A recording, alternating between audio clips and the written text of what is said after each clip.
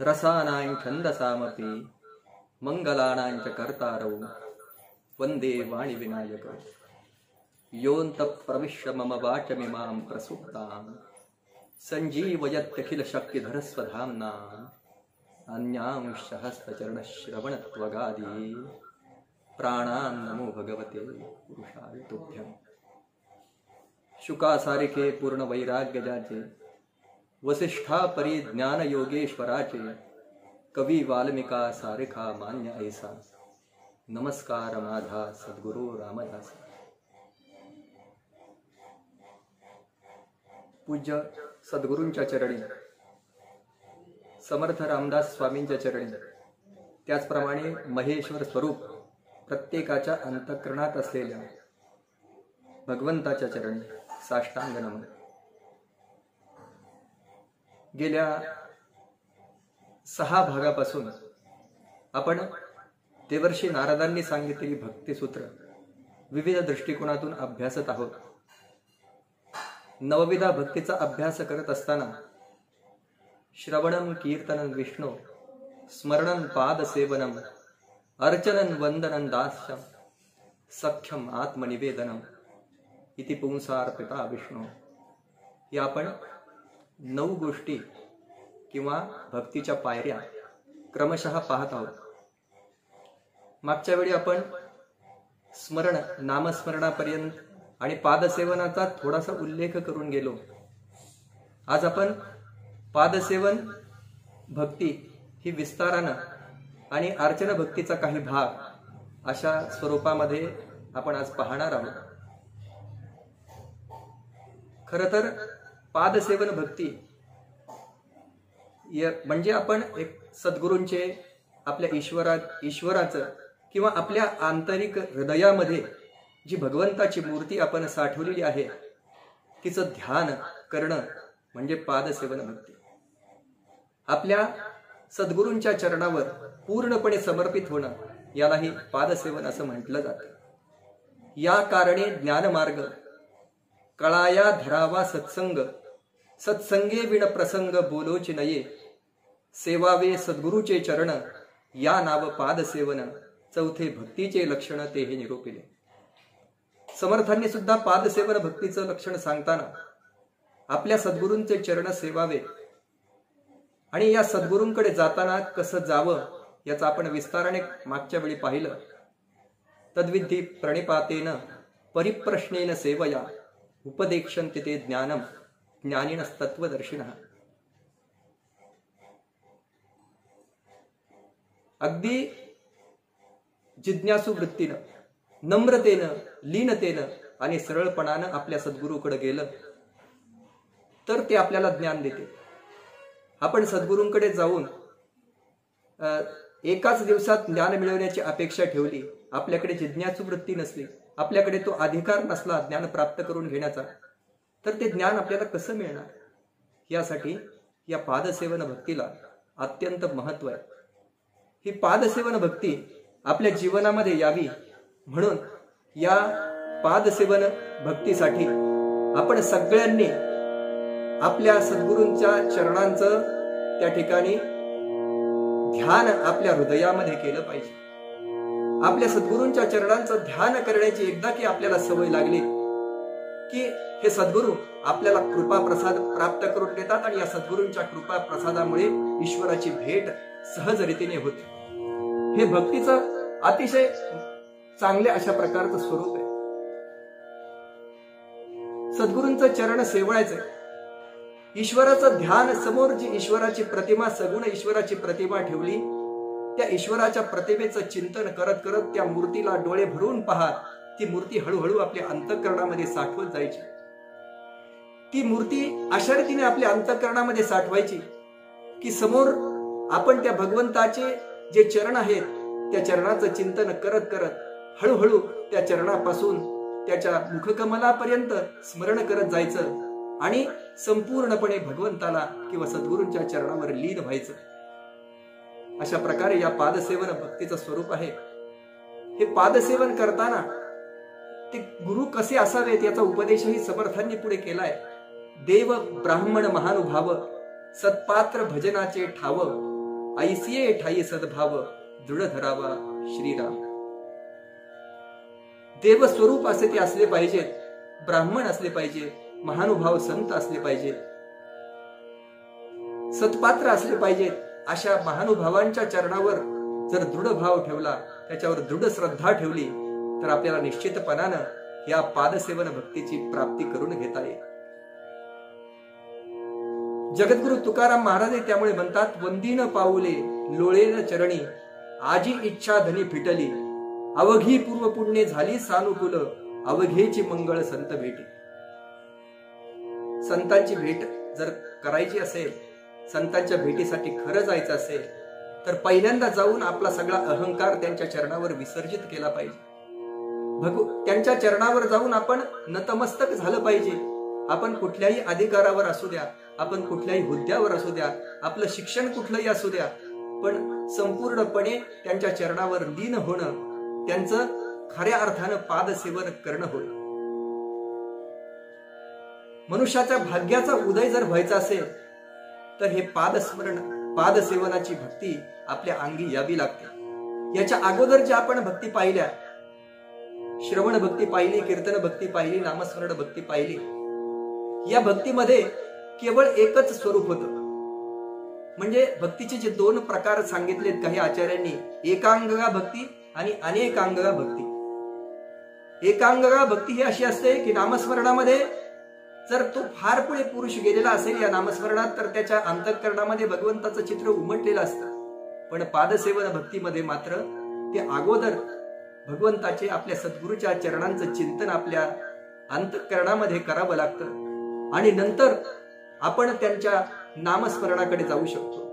पादसेवन, अर्चन या दोन्ही भक्ती अशा आहेत की याच्यामध्ये अनेक अंगाने आपल्याला भक्ती करता येते. सद्गुरूंच्या चरणावर लीन होता येतं. त्या सद्गुरूंच्या चरणावर लीन होत असतानाच, त्या सद्गुरूंचे चरण आपल्या अंतःकरणामध्ये धारण करत असतानाच आपण आपलं नामस्मरण चालू ठेवू शकतो. अशा प्रकारची ही श्रेष्ठ भक्ती. मग या श्रेष्ठ भक्तीचं आपल्या जीवनामध्ये कोणी उतरवली, असे काही दृष्टांत ग्रंथामध्ये आहेत का? कारण तस्मात् शास्त्रम प्रमाणन्ते. जर आपल्याला एखादी गोष्टीचं प्रामाण्य तपासायचं असेल, तर भगवंताने स्वतः आदेश दिलाय की त्या ठिकाणी शास्त्राचा आदेश काय, शास्त्रामध्ये कुठे त्याचं प्रमाण मिळतंय का, हे आपण पाहिलं पाहिजे. आपल्या सगळ्यांना माहिती आहे की भगवती लक्ष्मी माता हे भगवान विष्णू ज्यावेळी क्षीरसागरामध्ये पहुडलेले असतात, आपल्या आंतरिक स्वरूपामध्ये या सृष्टीची रचना करण्याचा निश्चय करत असतात, त्यावेळी सगळ्यात जवळून पादसेवन भक्ती करणारी म्हणजे ही लक्ष्मी माता आहे. भगवती लक्ष्मी माता त्या ठिकाणी भगवंताच्या अखंडपणे पादसेवनामध्ये असते. म्हणून आपण विवाह संस्कारामध्ये पाहतो, इमाम लक्ष्मी रूपिणीम कन्याम विष्णू रूपाय श्रीधर रूपाय वराय तुभ्यमहम संप्रदते, असं त्या ठिकाणी म्हटलं जातं. प्रत्येक विवाह झालेलं दाम्पत्य म्हणजे लक्ष्मी नारायण आहेत अशी भावना त्यामागे असते. त्या कुठल्याही पत्नीला असं सांगावं लागत नाही की तू आपल्या पतीची सेवा कर. सप्तपदी सखा भव, ज्या आपल्या सप्तपदी सांगितल्या त्यामध्ये ही सप्तपदी, सातवी जे पाय आपल्याला टाकायचा असतो, त्यावेळी सप्तपदी टाकताना, हे सातवे पाऊल टाकताना, हे सातवे पाऊल टाकून तू सखा बन, असं त्या ठिकाणी सांगितलं जातं. त्याप्रमाणे या लक्ष्मी मातेनं अखंडपणे भगवंताचे पाय सेवन केले, पाद सेवन केले. त्यामुळे या पादसेवन भक्तीमध्ये सगळ्यात पहिल्यांदा नाव येतं ते भगवती लक्ष्मी मातेचं. कुठलाही अवतार घ्या, प्रभू रामचंद्रांचा अवतार घ्या, त्यामध्ये भगवती सीता माता त्यांच्या बरोबर आहे, त्यांचं पादसेवन करण्यासाठी बरोबरच आहे. वनवासाला जायला निघाले श्रीराम, सीतेचा निरोप घ्यायला गेलेत. निरोप कसला माझा घेता, जेथे राघव तेथे सीता. कसला माझा निरोप घेताय? जिथे प्रभू श्रीरामचंद्र आहेत तिथे भगवती सीता असणार. तिची सुकुमार पाऊले कधी महाराज जनकांच्या राजमहालातून बाहेर येऊन एका उद्यानामध्येही पडली नसतील, अशा सुकुमार पावलांनी नेहमी वावरणारी भगवती सीता माता प्रभू श्रीरामचंद्राबरोबर लगेच जायला तयार झाली वनवासाला. पायामध्ये कुठलाही खडावा नाहीये. प्रभू श्रीरामचंद्रांच्या मागे चालत चालत भगवंताची सेवा करत अखंडपणे 14 वर्ष भगवती सीता माता भगवंताबरोबर राहिली. श्रीकृष्णांचा अवतार घ्या. श्रीकृष्णांच्या अवतारामध्ये रुक्मिणी मातेने, लक्ष्मीचा अवतार असणाऱ्या रुक्मिणी मातेने तशाच प्रकारची सेवा भगवान श्रीकृष्णांची केली. म्हणून या लक्ष्मी मातेची पादसेवन भक्ती ही सर्वात श्रेष्ठ मानली जाते. मग या पादसेवन भक्तीचे आणखी अधिकारी कोण आहे हे जर आपण विस्ताराने पाहायला गेलं तर त्या ठिकाणी आपल्याला काही उदाहरण समोर दिसतात. लक्ष्मीचं आता आपण उदाहरण पाहिलं, तसंच रामायणातलं दुसरं पात्र आहे भरत जे आहेत. न सर्वे भ्राता रस्तात भवंती भरतोपमा. सगळेच भाऊ भरतासारखे नसतात माझ्या. प्रभू श्रीरामचंद्र साक्षात च्या भरतांच्या नावाचा जयघोष करतात. सगळ्यात श्रेष्ठ स्थान ते भरताला देतात की या भरतासारखा भाऊ होणे नाही. भाऊ असावा तर भरतासारखा, अशी म्हण आपण अगदी लहानपणापासून ऐकत आलो ती याच म्हण. या भरतजींचं चरित्र जर आपण पाहायला गेलं, त्यांनी पादसेवन भक्ती कशा प्रकारे भगवंताची केली, त्यांनी भगवंताला कसं अनुकूल करून घेतलं हे पाहिलं तर अतिशय कष्टप्रद अशा प्रकारचा त्यांचा प्रवास आहे. प्रभू श्रीरामचंद्रांनी 14 वर्ष वनवास भोगला, पण आपल्या राज्यात राहून, नंदीग्राम मध्ये राहून, जमिनीच्या ही खाली प्रभू श्रीरामचंद्र माझे जमिनीवर झोपतात ना, मग त्यांच्या बरोबर झोपण्याची माझी पात्रता नाही. त्यांच्यापेक्षा मी खाली असलं पाहिजे. आपले सद्गुरू जेव्हा एखाद्या आसनावर बसतात तेव्हा त्या सद्गुरूंच्या जवळ आपण बसताना त्यांच्यापेक्षा आपलं आसन थोडंसं कमी असलं पाहिजे. त्यांच्या एवढ्या उंचीच्या आसनावर आपण कधीही बसू नये. सद्गुरूंचं स्थान आपल्यापेक्षा नेहमी उच्च अशा प्रकारचं असतं. सगळ्यांनी त्यामुळे नेहमी लक्षात ठेवावं की आपल्या सद्गुरूंच्या जवळ बसताना आपण ते आसनावर बसलेले असतील आपण जमिनीवर बसावं, ते खुर्चीवर बसलेले असतील त्यांच्यापेक्षा कमी उंचीच्या खुर्चीवर आपण बसावं. अशा प्रकारची एक फार पूर्वीपासूनची रीत परंपरा चालत आली, तिचं आपण सगळ्यांनी पालन केलं पाहिजे. या सगळ्या शास्त्रांच्या आज्ञेचं पालन हे भरतजी करतात. नंदीग्राम मध्ये राहतात, जमिनीच्या खाली प्रभू श्रीरामचंद्र माझे जमिनीवर झोपतात. मग त्या जमिनीवर थोडासा खड्डा खांदून हे भरत वल्कल धारण करून त्या ठिकाणी झोपताय. अशा प्रकारे भरतांचा जीवन आहे, दिव्य जीवन. प्रभू श्रीरामचंद्रांचा आपण जर पाहायला गेलो तर राम राज्यावर बसणार म्हणून सगळीकडे अयोध्येमध्ये बातमी पसरलेली असते. प्रभू श्रीरामचंद्रांचा राज्याभिषेक होणार असतो. परंतु भरत आणि शत्रुघ्न त्यावेळी आपल्या आजोबांकडे गेलेले असतात, आपल्या मामाच्या घरी गेलेले असतात. महाराणी कैकेयीच्या मनामध्ये निर्माण होणारा संदेह मंथरे मार्फत तिच्या मनामध्ये शिरतो आणि महाराणी कैकेयी त्या ठिकाणी 2 वर मागते. पहिल्या वरानं भरताला राज्य आणि दुसऱ्या वरानं प्रभू श्रीरामचंद्रांना वनवास. प्रभू श्रीरामचंद्रांच्या वनवासाची बातमी सगळ्या अयोध्येतल्या जनतेला, महाराज दशरथांना, माता कौसल्येला, सगळ्या राजवाड्यातल्या सगळ्यांना अतिशय दुःखी करते, खिन्न करते.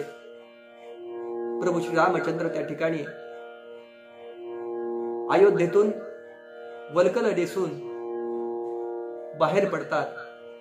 आपल्या पित्याचं वचन खरं करण्यासाठी ते निघतात आणि आपल्याला भरताच्या पादसेवन भक्तीकडे यायचंय म्हणून मधला कुठलाही भाग न घेता जेव्हा ते शृंगवेरपूरमध्ये आलेले असतात, निषादराज गुहाच्या शृंगवेरपूरमध्ये आलेले असतात, त्यावेळी मंत्री सुमंत्र त्यांच्या बरोबर असतात. अयोध्येचे प्रजाजन त्या ठिकाणी सोडायला आलेले असतात. भगवान जड अंतःकरणाने निरोप घेतात. अगदी भगवंताचा पाय त्या ठिकाणाहून निघत नसतो. या सगळ्यांचं प्रेम कसं मी टाळू असं त्यांच्या मनामध्ये असतं. पण आपल्याला वनवासाला जायचं असेल तर या सगळ्यांना सोडावं लागेल. हे सगळे बंद सोडून आपल्याला पुढे जावं लागेल.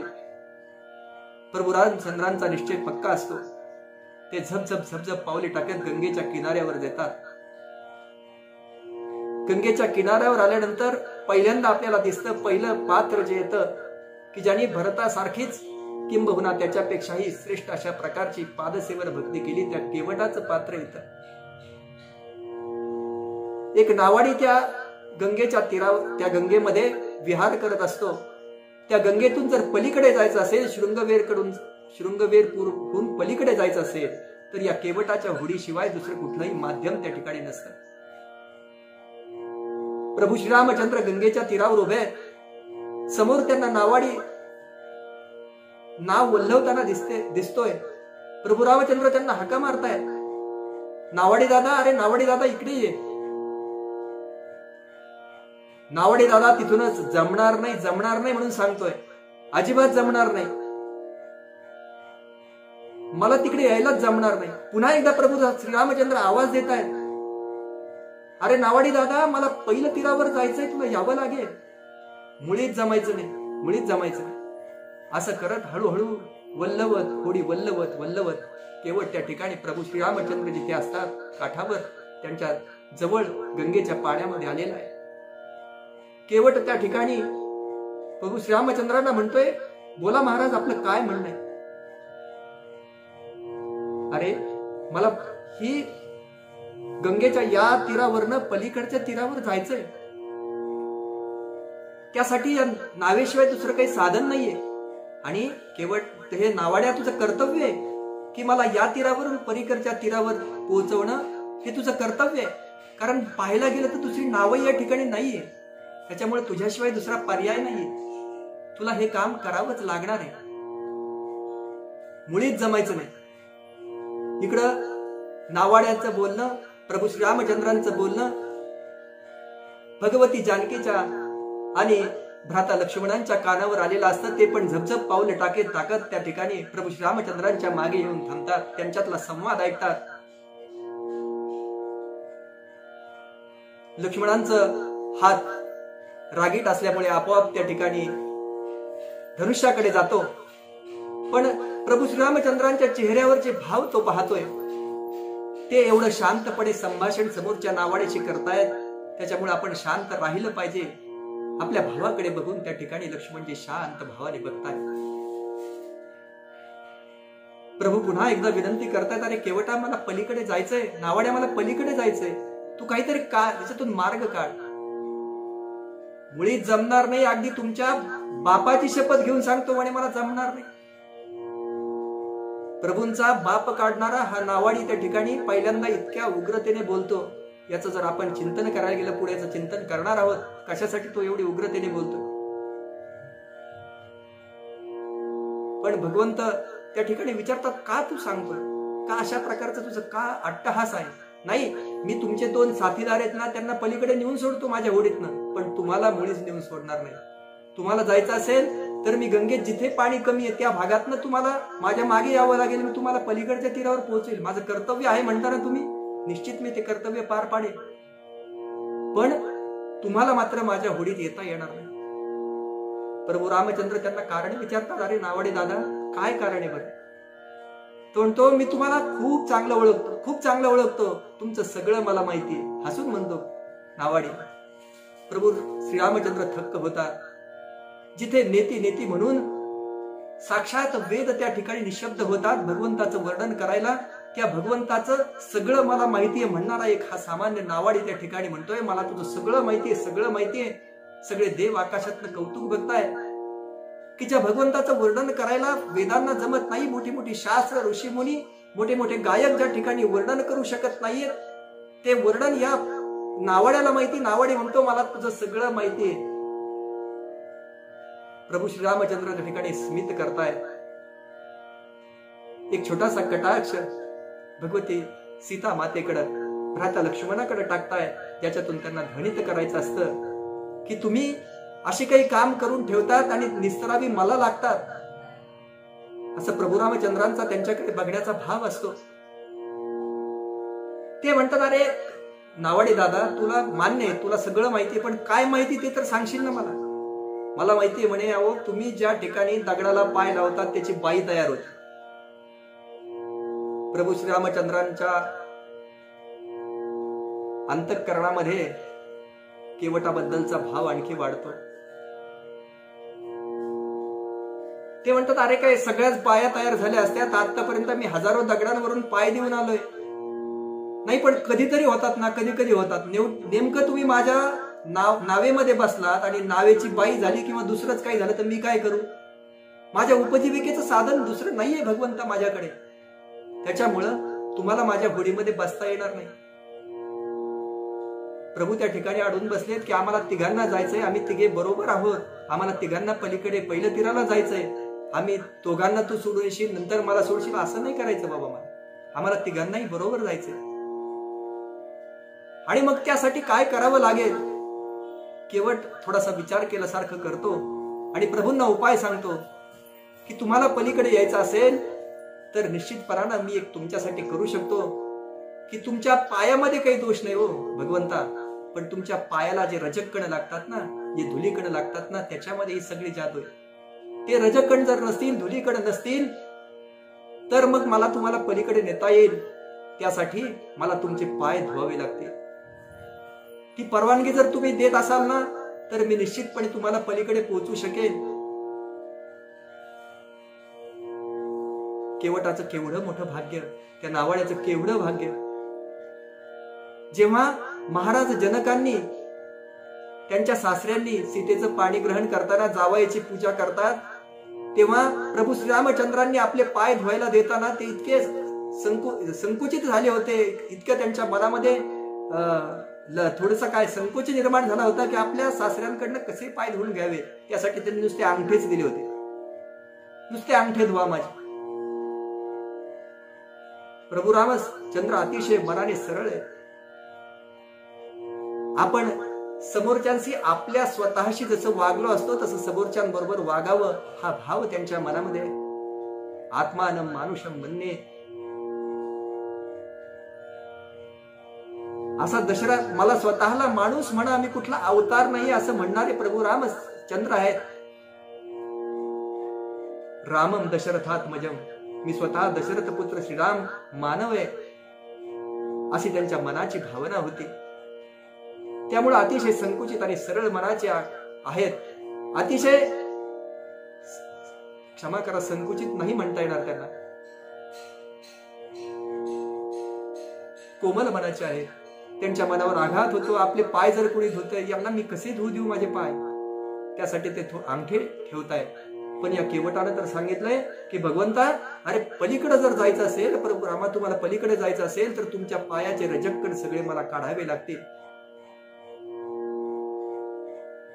एकतर स्वतः परवानगी द्यायची, तुम्ही स्वतः असं मला म्हणायचं. केवटाची अट अशी असते की जरी तुम्ही आता हो म्हणालात ना, तुला काय करायचं कर बाबा, भगवंत त्याला म्हणतात. पण तो म्हणतो तसं नाही चालणार, तुम्ही स्वतः मला सांगायचं की माझे पाय तू धुवून दे, असं तुम्ही मला म्हणायचं, असं केवट म्हणतो. प्रभू रामचंद्र मनामध्ये त्या केवटाच्या भाग्याचा विचार करताय, त्याला परवानगी देताय. केवट मनातून एकदम आनंदलाय. तो घरी जातोय. घरी जाऊन त्यांनी लाकडी तसराळ आणलंय, मोठं तसराळ आणलंय. त्या तसराळ्यामध्ये भगवंताचे पाय ठेवून घेतले. दोन्ही पाय अगदी मनोसक्त धुतोय. एका तांब्यानं पाणी घालते. त्याच्या पत्नीला, धर्मपत्नीला हाताला हात लावायला सांगतोय. धर्मपत्नी एका हाताने पाणी ओतते. केवट स्वच्छ दोन्ही पाय प्रभू श्री रामचंद्रांचे धुतोय. पादसेवन भक्ती बघा कशी आहे केवटाची. त्या केवटाचं भाग्य केवढं मोठं आहे. साक्षात लक्ष्मी, भगवती लक्ष्मी माता शेजारी आहे. ज्या लक्ष्मी मातेला एवढे पाय धुण्याची, भगवंताचे पाय धुण्याची कधी संधीच मिळाली नव्हती. मनामध्ये विचार करते, केवटाचं केवढं मोठं भाग्य आहे. मी भगवंताचे पाय इतक्या निवांतपणे, इतक्या सावकाश कधीच धुतले नाही. इकडे शेषांचे अवतार असणारे भ्राता लक्ष्मण आहेत, ते पण विचार करतायत. साक्षात प्रभूंचे पाय मी एवढ्या शांततेनं, एवढ्या छान रीतीनं मी कधीच धुतलेले नाहीत. त्या केवटाचं केवढं मोठं भाग्य. केवट मात्र त्याच्याच विचारामध्ये गुंग आहे. प्रभूंच्या सुंदर कोमल अशा पायांकडे तो बघतोय. एका हाताने त्याची पत्नी त्यावर पाणी ओतते, प्रभूंच्या पायावर पाणी घालते आणि केवळ सगळ्या बाजूनी प्रभू रामचंद्रांचे पाय घासून घासून सगळ्या बाजूनी धुतोय, खालच्या बाजूनी तळपाय पण घासून धुतोय आणि त्या चरणामृतांचं तीर्थ जे आहे ते त्या तसराळ्यामध्ये समोर आहे. त्या तीर्थाच्याकडे आषाढभूत नजरेनं एका बाजूनी भगवती सीता माता पाहते, दुसऱ्या बाजूने भ्राता लक्ष्मण बघतायत की आता केवट यातलं तीर्थ घेईल, उरलेलं तीर्थ आपल्याला थोडं तरी प्राशन करण्याची संधी मिळेल. केवट हुशार आहे, स्वतः घटाघट प्रभूंच्या चरणामृताचं तीर्थ घेतोय, आपल्या बायकोंना मुलांना सगळ्यांना तीर्थ देतोय. उरलेलं थोडं तीर्थ होतं ते एका वाटीत काढून त्या आपल्या पत्नीला सांगतोय की घरी जाऊन सगळ्या झोपडीमध्ये हे तीर्थ टाक, प्रभूंचा कृपा प्रसाद सगळीकडे जाऊन टाक. काय केवटाचं मोठं भाग्य. अगदी मनोसक्त अशा प्रकारची पादसेवन भक्ती त्या केवटानं त्या ठिकाणी केली. प्रभूंच्या चरणामृताचं तीर्थ त्या ठिकाणी प्राशन केलंय आणि हे तीर्थ प्राशन करून केवळ स्वतःच केलं नाही, आपल्या सगळ्या पिढ्यांचा उद्धार केलाय. आपल्या पत्नीला आपल्या मुलाबाळांना बरोबर घेतलंय, त्यांच्या सह तीर्थ प्राशन केलंय. उरलेलं तीर्थ त्या झोपडीचं पण काय भाग्य, ते तीर्थ त्या झोपडीच्या ठिकाणच्या सगळ्या भूमीवर पडलंय. भगवंताला पूर्ण अनुकूल करून घेतलंय केवटानं. कोण असावं बरं हा केवट? असं म्हणतात मागच्या जन्मामध्ये भगवान विष्णू क्षीरसागरामध्ये जेव्हा पोहोचलेले असतात, भगवती लक्ष्मी माता चरणाकडे बसून त्यांची सेवा करीत असते. त्यावेळी त्या क्षीरसागरातलं एक म्हातारं कासव हळूहळू येतं. भगवंताला त्या ठिकाणी आपण स्पर्श करून दर्शन घेऊया अशा त्याच्या मनातली सुप्त इच्छा असते. त्यासाठी ते हळूहळू येतं, भगवंताच्या चरणाकडे जायला लागतं. भगवती लक्ष्मी माता त्या कासवाकडे बघते. हे कासव भगवंताला त्रास देईल अशी तिची भावना असते, म्हणून त्याला हुसफुस करून त्या ठिकाणी भगवती माता त्या ठिकाणी हाकलून देते. ते बिचार कासव नाराज होतं. चला, पायाकडून दर्शन होत नाही, भगवंताच्या डोक्याकडून तरी दर्शन घेऊ. भगवंताच्या शिरकमलाकडून जाण्याचा प्रयत्न करत हळूहळू पोहत पोहत पुन्हा त्या शीर्षाच्या भागाकडे ते कासव येतं. तिकडे शेष महाराज बसलेले असतात. ते जोरात फुस करतात, कासवाला त्या ठिकाणी हाकलून देतात. पण या कासवाच्या मनामध्ये भाव असतो की भगवंताचं हे जे चरण आहेत, हे चरण मी आपल्या हृदयामध्ये साठवले. या भगवंताच्या चरणाला स्पर्श मी करणार असा भाव असतो आणि ते अशा भावामध्ये असताना ते कासव प्राण सोडतं आणि अंते मती सागती, जी शेवटी आपल्या मती होते त्याप्रमाणे गती मिळते असं असतं. आणि केवटाचा जन्म त्या ठिकाणी होतो, म्हणून केवटाचं ते अतिशय मोठं भाग्य असतं.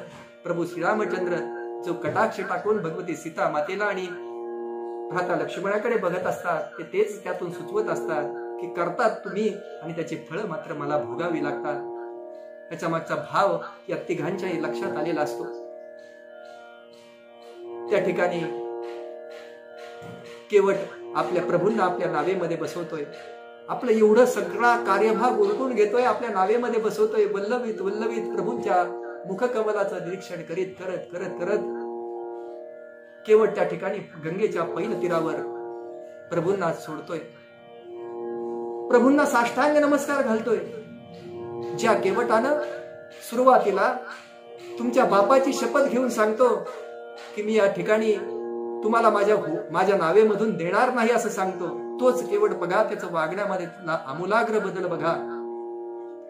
पहिल्या तीरावर गेल्यानंतर प्रभूंना त्या ठिकाणी साष्टांग नमस्कार त्या केवटानं घातलाय आणि साष्टांग नमस्कार घालून केवट भगवंताच्या मुखकमलाचं चिंतन करतोय, त्या मुखकमलाकडे बघतोय. प्रभू म्हणतात तुला काय देऊ? नावेमधून पलीकडे मला नेऊन सोडलंय, तुझ्यासाठी काय देऊ? प्रभूंकडे वल्कल नेसलेत, प्रभू जटा झालेल्या आहेत, सगळ्या जटां धारण केलेल्या आहेत, त्यांच्याकडे कुठलाही दागिना नाही. ते एक छोटासा कटाक्ष आपल्या भगवती सीता मातेकडे टाकताय. भगवती सीता माता त्यांच्या नेत्रातल्या भावना समजते. ती पण तिच्या हातातली एक रत्नजडीत अंगठी काढते आणि प्रभूंकडे देते. आजच्या काळातल्या पती पत्नीचं चिंतन करा. एखाद्या पतिराजानं घरातली एखादी मौल्यवान वस्तू जर कोणाला दिली, आपल्या पत्नीला न विचारता दिली, तर ती पत्नी किती आदळापट करेल. मला न विचारता दिली, पहिल्यांदा मला विचारायला पाहिजे होतं, ही वस्तू काही देण्यासाठी आणलेली होती का, देण्यासाठी आणलेल्या वस्तू पलीकडच्या पेटीत ठेवल्यात, या वस्तू आपल्या घरच्या वापरण्याच्या होत्या, त्यातलीच नेमकी दिली आणि त्यातली जी सगळ्यात चांगली होती ती दिली. पण भगवती सीता मातेचा भाव फक्त तिने प्रभू श्रीरामांकडे पाहिलंय. प्रभू श्रीरामांच्या कटाक्षावरून तिने ओळखलंय की यांना केवटाला काहीतरी द्यायचंय. प्रभूंकडे काही नाही. ताबडतोब आपल्या हातातल्या रत्नजडीत अंगठीचाही विचार केला नाही. आपल्या हातातली रत्नजडीत अंगठी काढून प्रभूंच्याकडे सुपूर्द केली. भगवंतही त्या ठिकाणी मोठ्या प्रेमानं ही अंगठी केवटाला देऊ पाहताय. केवट म्हणतो, भगवंता, प्रभू श्रीरामचंद्रा, मला काही नको, आणि तुला जर द्यायचंच असेल ना तर तू 14 वर्षानंतर जेव्हा परत येणार ना तुम्ही इकडं, तेव्हा मला द्या.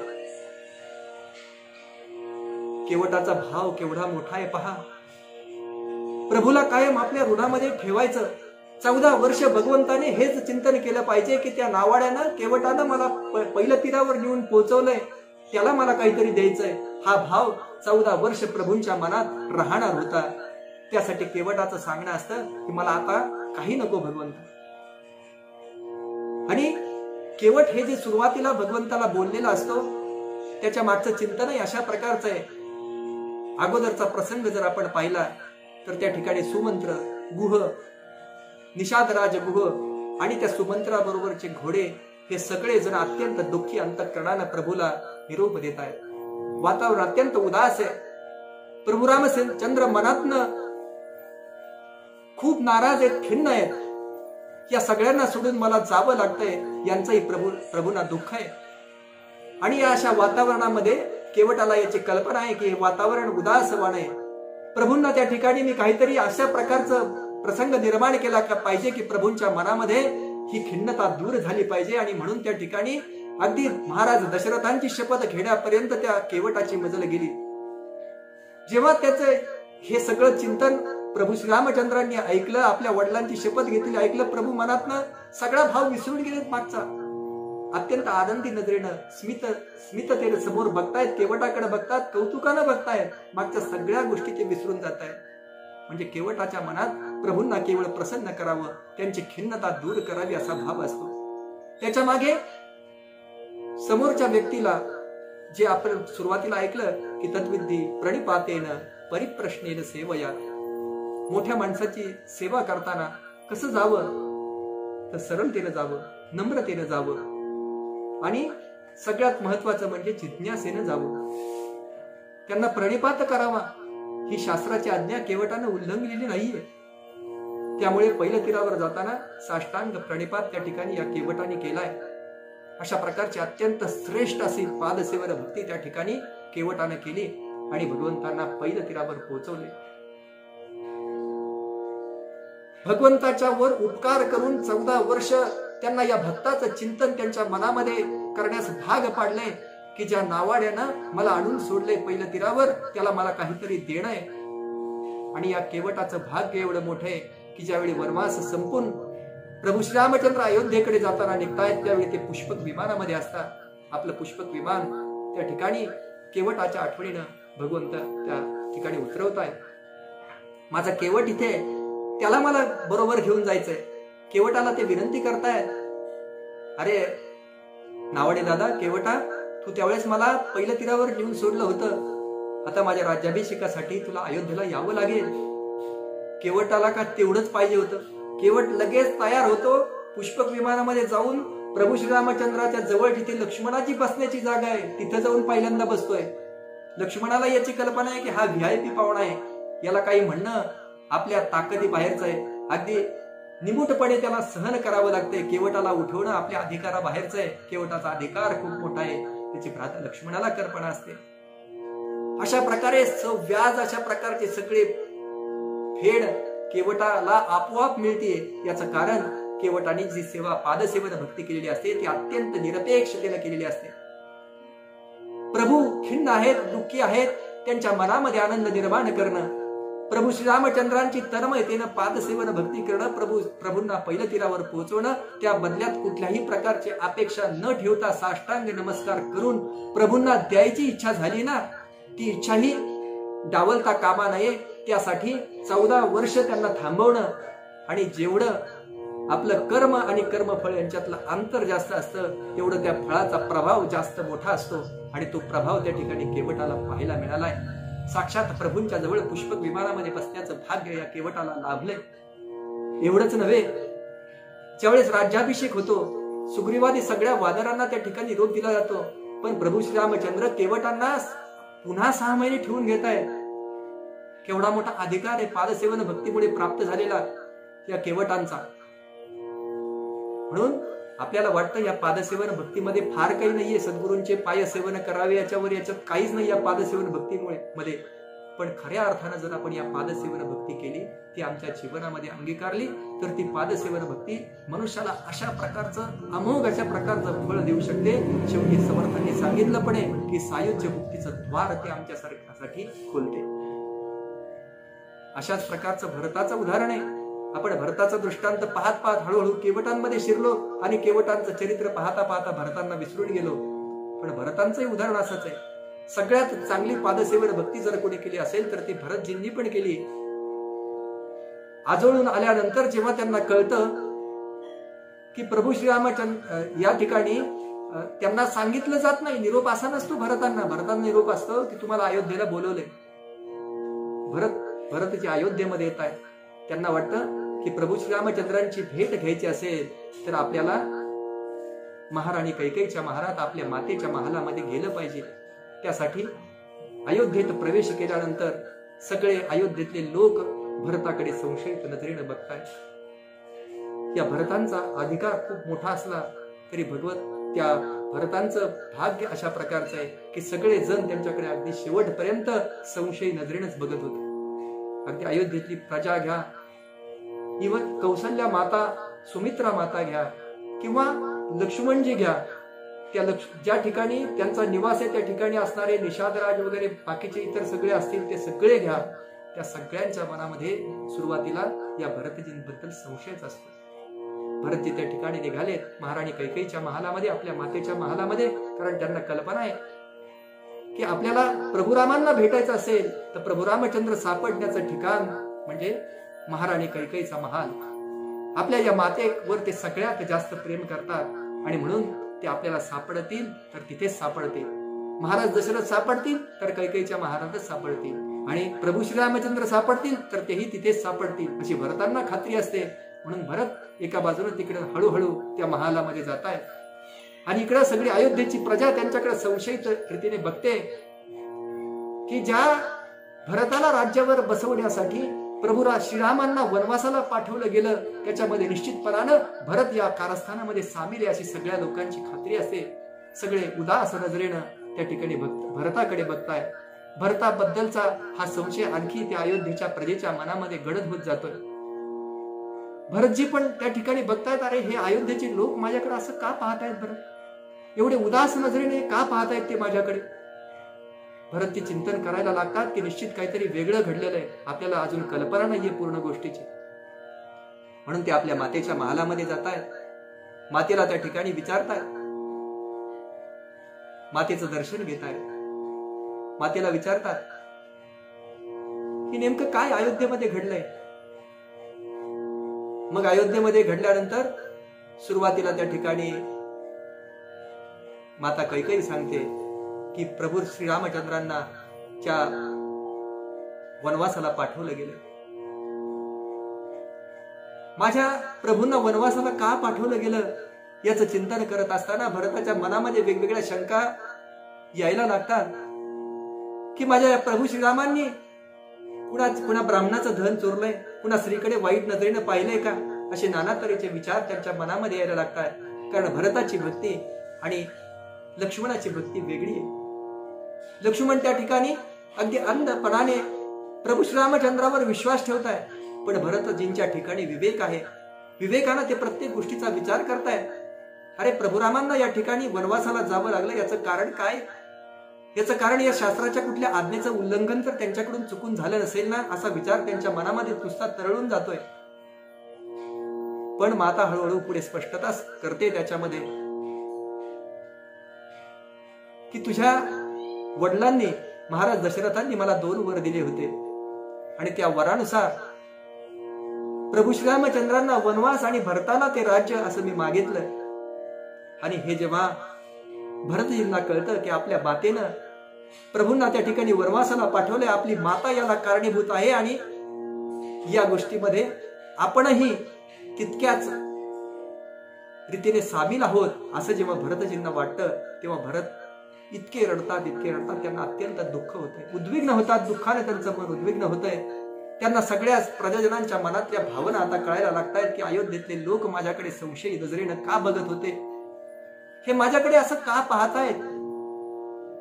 याचं कारण त्यांना आता कळतं की माझ्या मातेनं प्रभूंना वनवासाला पाठवले. प्रभूंना वनवासाला पाठवलं आणि त्या ठिकाणी त्या प्रभूंच्या सिंहासनावर बसण्यासाठी मला अधिकार मागितलाय. हे जेव्हा भरतांना कळतं, भरत आणखी उद्विग्न होत आहे. महाराज दशरथांचंही सगळं त्यांना कळतं की रामाच्या वियोगामुळे त्यांचंही त्या ठिकाणी निधन झालंय. ही पण गोष्ट भरतांच्या कानावर येते. आपल्या आईवर भरत खूप चिडतो. पण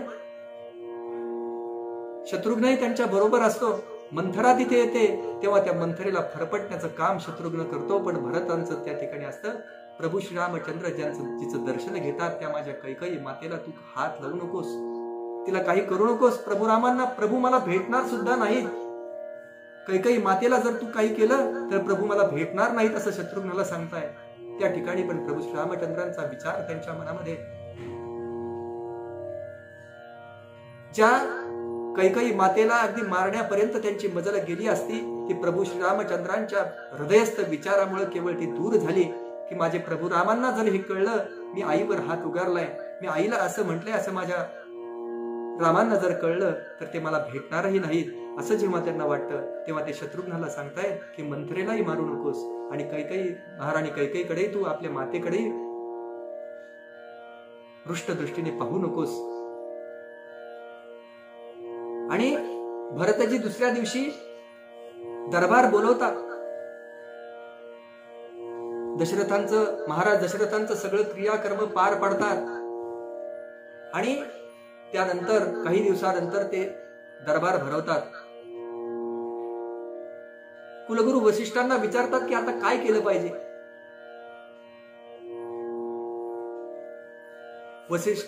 महर्षी वसिष्ठांचंही मत असंच असतं की आता या राज्यावर भरतानं बसलं पाहिजे. सगळे प्रजाजनही हळूहळू त्याला अनुकूल होत असतात. पण त्यावेळी भरतजींनी केलेलं भाषण ते अमोघ अशा प्रकारचं. भरतजी उभे राहतात की ज्या प्रभू श्रीरामांना या अयोध्येतनं दूर करण्यास मी अल्पांशाने का होईना कारणीभूत झालो, त्या प्रभू श्रीरामांसाठी मी या राज्यावर कधीही बसणार नाही. मी त्या प्रभू रामचंद्रांच्या पादुका घेऊन येईल. ते ज्या ठिकाणी मला भेटतील त्या ठिकाणी मी त्यांचा राज्याभिषेक करीन. त्यांच्या पादुका घेऊन मी अयोध्येमध्ये येईल आणि त्यांच्या एकतर त्यांनाच घेऊन अयोध्येत येईल, नाहीतर त्यांच्या पादुका तरी घेऊन अयोध्येत येईल. अशा प्रकारचं भाषण त्या ठिकाणी ते करतात. महर्षी वसिष्ठांसह सगळ्या अयोध्येतल्या प्रजाजनांना पण खूप आनंद होतो की आपण जसं समजत होतो तसे भरतजी नाहीयेत. भरतजींच्या मनामध्ये प्रभू श्रीरामचंद्राबद्दल नितांत आदर आहे, नितांत प्रेम त्यांच्या बद्दल आहे. म्हणून सगळे जण त्या ठिकाणी भरतजींबरोबर जायला निघतात. सगळीकडे ते प्रभू श्रीरामचंद्र ज्या मार्गाने गेले त्या मार्गाने सुमंत्रादी जे त्यांचे मंत्री असतात ते मंत्री त्याच घोड्यांना घेऊन येतात. अगदी घोडे सुद्धा रडलेले असतात. अयोध्या पोरकी झालेली असते प्रभू श्रीरामचंद्र गेलेले असताना. आणि हे घोडे बरोबर त्या दिशेनं भरतजींना नेतात. प्रभू श्रीरामचंद्र ज्या ठिकाणी आहेत तिकडे भरतजी येत आहेत. लक्ष्मण लांबून बघतायत. त्यांना कल्पना मिळते दूतांकडनं की भरतजी आपल्या सगळ्या फौज फाट्यासह इथे येत आहेत. लक्ष्मणजींच्या मनातही संशय निर्माण होतोय की हे निश्चित इथं प्रभू रामचंद्रांना काहीतरी दगाफटका करण्याच्या उद्देशाने येत आहे.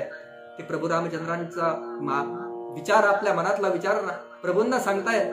प्रभू सांगतात तसं नाही, तसं नाही. माझा भरत माझा भरत कधीही तसं करणार नाही. आणि मग भरताबद्दलचा एक विश्वास, सगळ्यात दृढ अशा प्रकारचा विश्वास त्या प्रभूंच्या अंतःकरणात आहे. अगदी कौसल्या माता, सुमित्रा माता, संपूर्ण अयोध्या सगळे जण संशयाकडे पाहत असतानाही प्रभूंच्या मनामध्ये भरताबद्दल अशा प्रकारचा विश्वास आहे की तो मला भेटायला आलेला आहे, मला परत न्यायला आलेला आहे, असं ते लक्ष्मणाला सांगतायत. लक्ष्मणजी त्या ठिकाणी रामांच्या आज्ञेच्या बाहेर नाहीये. प्रभू रामचंद्रांची भरताची भेट होते, कडकडून भेट होते. दोघांच्याही डोळ्यामध्ये अश्रू येत आहेत. त्या दोघांचं बंधुप्रेम बघून सगळ्यांचे डोळे पाणावलेले. आणि त्या दिवशी सगळेजण विश्राम करतायत. भरतजींच्या डोळ्याला डोळा लागत नाही. सगळ्या मंत्र्यांच्या जवळ जातायत. ते म्हणतात आपल्याला प्रभूंना नेण्यासाठी आपल्याला काहीतरी योजना करावी लागेल. मी काही मुद्दे मांडील, तुम्ही पण काही मुद्दे मांडा. आणि ते मुद्दे असे आपले सडेतोड असले पाहिजेत की आपण प्रभूंना त्या ठिकाणी परत अयोध्येला घेऊन जाऊ. सगळेजण मनामध्ये एवढं खुश होतात की भरतजी अनेक शास्त्र जाणणारे आहेत. त्यांना अनेक शास्त्र अवगत आहेत, प्रभू रामचंद्रांच्या तोडीचे. त्यांनी जर शास्त्रार्थ केला तर निश्चितपणाने प्रभू रामांना अयोध्येला यावं लागणार आहे, असा विश्वास सगळ्या मंत्र्यांच्या मनामध्ये, त्या अयोध्येच्या प्रजाजनांमध्ये निर्माण होतोय. दुसऱ्या दिवशी सगळेजण शास्त्रार्थाला बसतायत. त्या ठिकाणी पहिल्यांदा भरतजी बोलायला सुरुवात करतायत. अरे दादा, तू अयोध्या सोडली, पण ती ज्या कारणामुळे सोडली ती माझ्या मातेनं मोहवश होऊन हे वर मागितले. आणि हे वर मागितल्यानंतर आमच्या पित्यानंही हे सगळ्या गोष्टींचा विचार न करता त्याला होकार दिलेला आहे. जेव्हा प्रभू रामचंद्र हे भरतजींचं बोलणं ऐकतात तेव्हा ते म्हणतात, माझ्या मात्या पित्यांना कुठल्याही प्रकारची नावं न ठेवता तू बोलणार असशील तर बोल, नाहीतर बोलू नकोस, असं भरतजींना सांगतायत. भरतजींचा तो मुद्दा त्या ठिकाणी खोडला जातो. पुन्हा भरतजी विचार करतायत की आता प्रभूंना काय म्हणावं म्हणजे येतील परत. ते दुसरा सडेतोड मुद्दा म्हणतायत की ज्याच्यासाठी राज्य मागितलं माझ्या मातेनं तो मी, आणि जिनं राज्य मागितलं ती माता कैकेयी, आम्ही दोघही तुला नेण्यासाठी आलोय. मग आता तुला अयोध्येला यायला प्रॉब्लेम काय?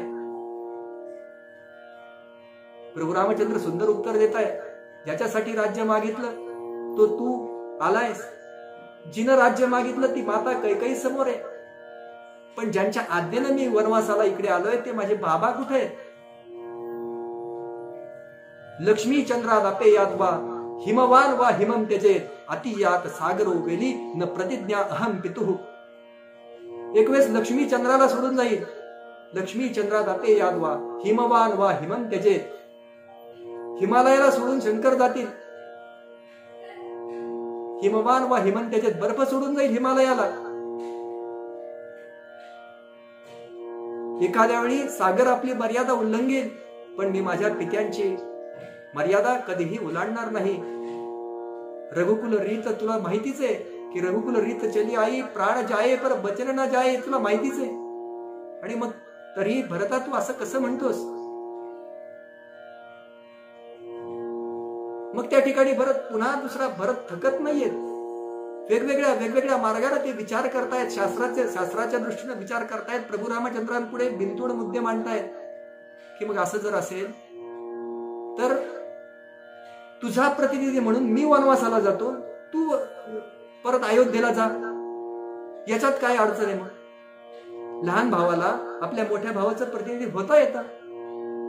प्रभू रामचंद्र त्या ठिकाणी शास्त्राची आज्ञा सांगतात की माणूस जर वृद्ध असेल, माणूस जर आजारी असेल आणि मनुष्य जर तुरुंगात असेल तर या 3 माणसांच्या ऐवजीच कोणाला तरी ते प्रतिनिधी रूपाने काम करता येतं. या तिघांच्या व्यतिरिक्त कोणालाही हे प्रतिनिधी रूपाने काम करता येत नाही. भरतांचा हाही मुद्दा खोडला जातो. प्रभू रामांना परत अयोध्येला नेण्याचे सगळे मार्ग त्या ठिकाणी थांबले की काय असं भरतजींना वाटायला लागतं. भरतजी ढसढसा रडायला लागतात. आपल्या मंत्र्यांकडे बोलतात. त्यांना म्हणतात, अरे साऊ, सगळे मुद्दे मीच मांडतोय, तुम्ही एखादा तरी मुद्दा मांडा. काल आपली एवढी चर्चा झाली, तुम्ही एक तरी मुद्दा मांडा. मंत्री जाबाली त्या ठिकाणी पुढे येत आहेत. जाबाली सांगतायत, जाबाली स्वतः येऊन उभे राहतात आणि म्हणतायत, काय धर्म धर्म करीत बसलात दोन्ही भाऊ तुम्ही, सगळे धर्म वगैरे द्या सोडून आणि या ठिकाणी एकमेकांचे धर्म तुमच्या याच्या आड येत असतील तर तो धर्म सोडून द्या. प्रभू रामचंद्राला सांगतात, तुम्ही त्या अयोध्येला चला परत. जाबालींचा हा मुद्दा ऐकल्यानंतर प्रभू रामचंद्र भडकले. धर्म मर्यादा सांगणाऱ्या यांना मंत्री कुणी केला असा प्रश्न महर्षी वसिष्ठांना ते विचारतायत, आपल्या कुलगुरू वसिष्ठांना विचारतायत, यांना मंत्रीपदावर कुणी बसवलं? ज्यांना धर्माची जाण नाही, धर्म बाजूला ठेवा म्हणतात, त्यांना कुणी बसवलं? महर्षी वसिष्ठ त्या ठिकाणी प्रभूंना शांत करतायत. आपल्याला परत नेण्यासाठी, आपल्याला अयोध्येला परत नेण्यासाठी मंत्री जाबालींनी अशा प्रकारचं वाक्य वापरलंय. त्यामागे त्यांचा दुसरा कुठलाही उद्देश नाही. ते धर्मावर नितांत श्रद्धा असणारे आहेत, धर्मावर श्रद्धा असणारे आहेत. आणि त्यानंतर मात्र या भरतांची सगळी उपाययोजना थकते आणि भरतजी त्या ठिकाणी सगळे पूर्ण अंशाने थकून जातात. तिथे धाय बोकलून रडायला लागतात आणि प्रभू रामचंद्रांच्या द्वारावर बसतात. मी आता आमरण उपोषण करणार, मी आता आमरण उपोषण करणार आहे. मी जोपर्यंत इथेच तुझ्या दारात बसून प्राण सोडणार आहे, दुसरं काही नाही. प्रभू श्रीरामचंद्र त्या ठिकाणी पुन्हा सांगतात, आमरण उपोषण करण्याचा अधिकार कोणाला आहे? तो एखाद्या स्त्रीला आहे, दरिद्री ब्राह्मणाला आहे, ज्याच्यावर अन्याय झालाय त्याला आहे.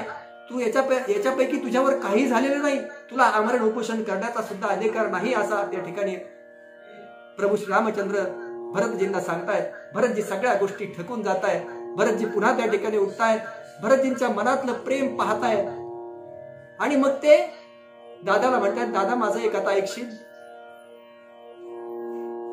तुला राज्यावर तर बसावं लागणार आहे. 14 वर्षानंतर जेव्हा तू अयोध्येला परत येशील तेव्हा तुला राज्यावर तर बसावंच लागणार आहे. प्रभू रामचंद्र भरताचा हट्ट पाहतात, भरताचं प्रेम पाहतात. एका लहान भावानं मोठ्या भावाला दिलेला उपहार म्हणून मी निश्चितपणाने अयोध्येचं राज्य त्या ठिकाणी स्वीकारीन. आणि हे अयोध्येचं राज्य स्वीकारीन म्हटल्यानंतर भरतांच्या मनामध्ये एवढा आनंद होतो म्हणून सांगू. भरत एवढे खुश होतात, भरतांना आनंदाच्या उकळ्या फुटायला लागतात. ते त्या ठिकाणी दादांना विनंती करतात, दादा मी एक विनंती करू का? मला त्या ठिकाणी आपल्या पादुका द्या. मी आता सगळ्या तयारीने आलोय. मी सुवर्णाच्या पादुका पण बनवून आणल्यात, राज्याभिषेकाचं सगळं साहित्य पण आणलंय. मी या ठिकाणी तुमच्या पादुका, फक्त त्या पादुकांचा, तुमच्या पायांचा स्पर्श त्या पादुकांना करा. मी त्या पादुका घेईन, अयोध्येच्या सिंहासनावर बसवीन आणि त्या पादुकांच्या समोर नतमस्तक होऊन त्या पादुकांच्या आदेशाप्रमाणे मी राज्य करीन. पादसेवन भक्ती, प्रभूंच्या पादुकांवर एवढं प्रेम आहे भरताचं. खडावांना पाय प्रभू श्रीरामचंद्र लावतायत, आपल्या पादुका त्या ठिकाणी घेतायत. भरतजी त्या पुन्हा अयोध्येला आलेत.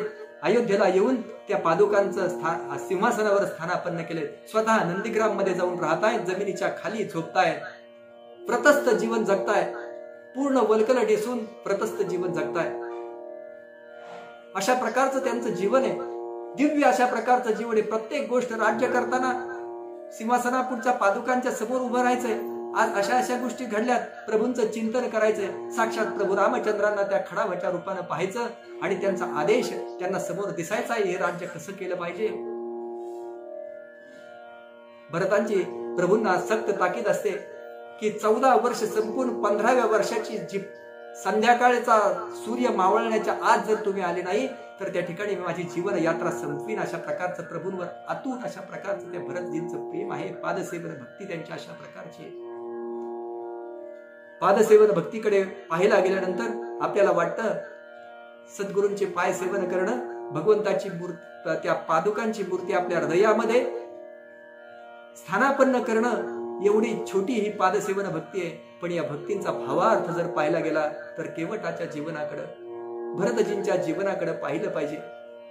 जेव्हा आपण प्रभू आपल्या सद्गुरूंच्या जवळ, आपल्या प्रभूंच्या जवळ असं चिंतन करून बसू, त्यांच्याकडे अशा भावाने जाऊ, अशा रीतीने आपलं सर्वस्व त्या ठिकाणी अर्पण करू, तेव्हा ही पादसेवन भक्ती आपल्या जीवनामध्ये निश्चितपणाने येऊ शकते.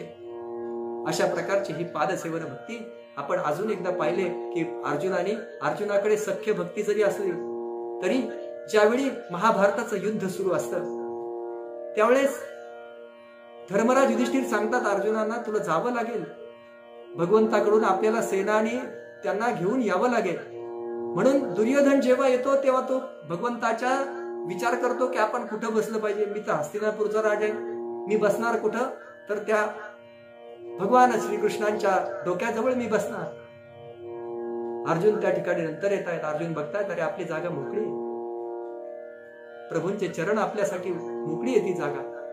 एका बाजूला दुर्योधन प्रभूंच्या म्हणजे शिरकमलाजवळ बसलेले आहेत. दुसऱ्या बाजूला त्या ठिकाणी अर्जुनजी प्रभूंच्या चरणकमलाजवळ बसले. प्रभू उठल्यानंतर त्यांना पहिल्यांदा दिसणारे चरणकमलाजवळची व्यक्ती. म्हणून या चरणकमलांची सेवा करण्याला खूप महत्व आहे. अगदी आदराच्या भावनेनं, जिज्ञासू वृत्तीनं, नम्रतेनं, लीनतेनं, सरळतेनं भगवंताकडे जावं, भगवंताच्या चरणावर नतमस्तक व्हावं, भगवंताची संचिंतयेत भगवत शरणारविंदन, भगवंताचे चरण आपल्या ध्यानामध्ये साठवून ठेवावेत. त्या भगवंताच्या चरणाचं अखंड चिंतन करावं. त्या भगवंताकडून आदेश आपल्याला आपोआप यायला लागेल. आपण अशा प्रकारची केवटाची किंवा भरतजींची जी भक्ती आहे, ती भक्ती जर आपल्या जीवनामध्ये आणण्याचा प्रयत्न केला, त्यांनी जसं भगवंताचं पादसेवन केलं, त्यांनी भगवंताची पादसेवन भक्ती केली, तशी भक्ती अगदी काही अंशानं जरी आम्ही करू शकलो तरी निश्चितपणानं आम्ही आमच्या जीवनामध्ये या भक्तीचं कुठलं तरी वेगळं रूप प्राप्त करून घेऊ शकू. आजच्या दिवशी ही झालेली सेवा भगवंताच्या चरणी, सद्गुरूंच्या चरणी आणि आपल्या सगळ्या श्रोत्यांच्या चरणी समर्पित करतो. या ठिकाणी समर्थांच्या चरणी ही सेवा समर्पित करतो. कायेन वाचा मनसेंद्रियर्वा बुद्ध्यात्मना वा प्रकृती स्वभावा करोमि यत् सकलं परस्मै नारायणाय समर्पयामि. जय जय रघुवीर समर्थ.